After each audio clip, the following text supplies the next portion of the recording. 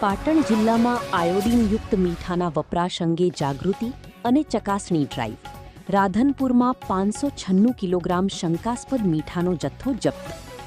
માહિતી બ્યુરો, પાટણ. તારીખ 25/8/2026. સમાચાર સંખ્યા 556/67. તારીખ 25/8/2026ના રોજ food and drugs control administration FDCA Patan દ્વારા food safety on wheels FSW van સાથે સાંતલપુર, વારાહી અને રાધનપુર વિસ્તારમાં બજારમાં મળતા ખાદ્ય મીઠામાં આયોડિનના પ્રમાણની ચકાસણી માટે સઘન ડ્રાઈવ હાથ ધરવામાં આવી હતી.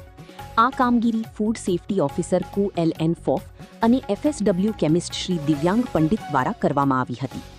આ ડ્રાઈવનો મુખ્ય ઉદ્દેશ લોકોમાં આયોડિન પોષણના મહત્વ અંગે જાગૃતિ લાવવાનો અને બજારમાં વેચાતા મીઠામાં આયોડિનનું સ્તર ચકાસવાનો હતો.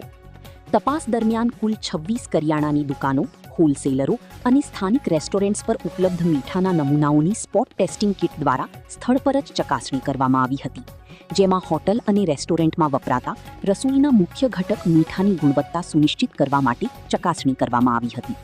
તમામ વેપારીઓને માર્ગદર્શન આપવામાં આવ્યું હતું કે માત્ર પ્રમાણિત આયોડિનયુક્ત મીઠાનું જ વપરાશ અને વેચાણ કરવું.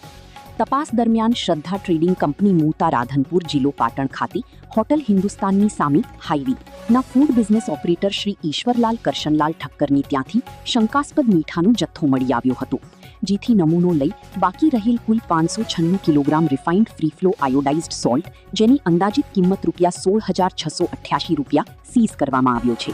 નમૂનો નિયમાનુસાર પરીક્ષણ અર્થે લેબોરેટરીમાં મોકલી આપવામાં આવેલ છે તથા રિપોર્ટ પ્રાપ્ત થયા બાદ આગળ